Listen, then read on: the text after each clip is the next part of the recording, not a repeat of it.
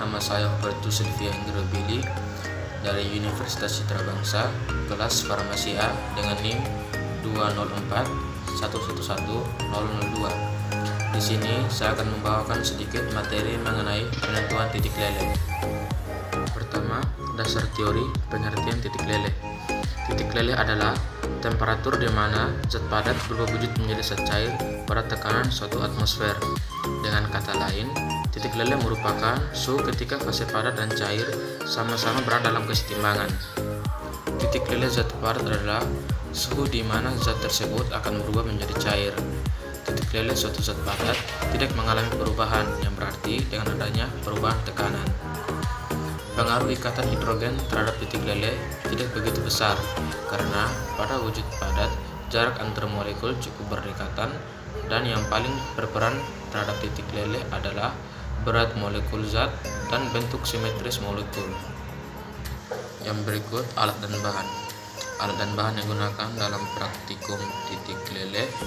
Yang pertama, termometer, kapiler yang salah satu ujungnya tertutup, gelas kimia, pemanas, klem dan standar, tabung reaksi kecil, alat penentu titik leleh atau melting point apparatus.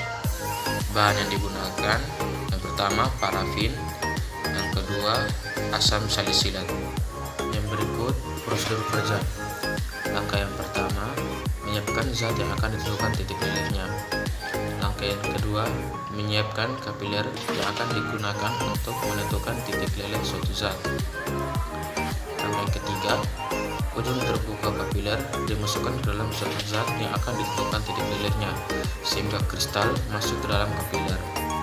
Kemudian, kapiler diangkat dari serbuk dan dibalik sehingga ujung tertutupnya menghadap ke bawah.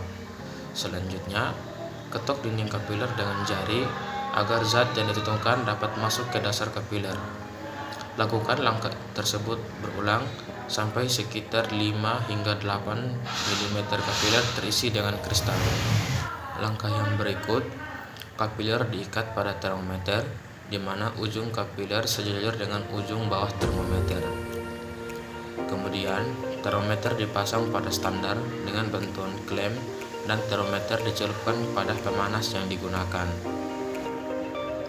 Yang berikut, pemanas dipanaskan dan selama pemanasan sesekali zatnya diaduk. Yang berikut, lihat pada termometer dan dibaca apabila zat padat dan kapiler mulai mendidih. Kemudian, zat padat yang telah mendidih diamati dan pemanas disingkirkan sehingga zat dibiarkan dingin. Yang berikut, hasil pengamatan. Hasil pengamatan yang pertama, zat yang ditentukan asam salisilat dengan wujud awal padat berbentuk serbuk dan berwarna putih. Setelah melakukan percobaan reduktif pada percobaan pertama, zat asam salisilat dengan suhu awal pemanasan 162 derajat Celcius mulai meleleh pada suhu 200 derajat Celcius dan meleleh sempurna pada suhu 204 derajat Celcius. Yang berikut pembahasan. Dalam percobaan penentuan titik leleh menggunakan asam salisilat yang berbentuk kristal berwarna putih dan berkepadatan, diperoleh hasil di mana suhu awal asam salisilat yaitu 162 derajat Celcius. Kemudian zat mulai meleleh pada suhu 200 derajat Celcius dan meleleh sempurna pada suhu 204 derajat Celcius. Range yang didapatkan adalah 200 derajat Celcius dikurangi 204 derajat Celcius, sehingga jarak range sebesar 4 derajat Celcius. Faktor yang mempengaruhi rentang titik leleh di atas antara lain, yang pertama, kemurnian dari zat yang digunakan dalam percobaan untuk menentukan titik leleh. Yang kedua, sifat dan kuat lemahnya dari kekuatan intermolekuler yang bertanggung jawab atas perbedaan yang diamati dalam titik pencair.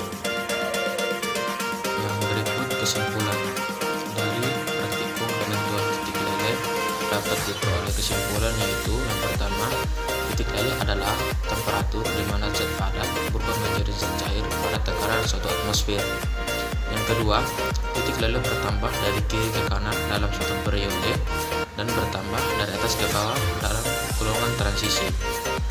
Yang ketiga, pengaruh ikatan hidrogen dan perubahan tekanan terhadap titik lele tidak begitu besar. Yang keempat, penyimpangan titik lele dapat disebabkan oleh tidak gurihnya suatu zat. Yang kelima, faktor yang mempengaruhi titik lele suatu zat adalah yang pertama, pengemasan dalam kapiler, yang kedua, banyaknya sampel, dan yang ketiga, ukuran kristal. Sekian pembahasan dari saya. Atas perhatiannya saya ucapkan terima kasih.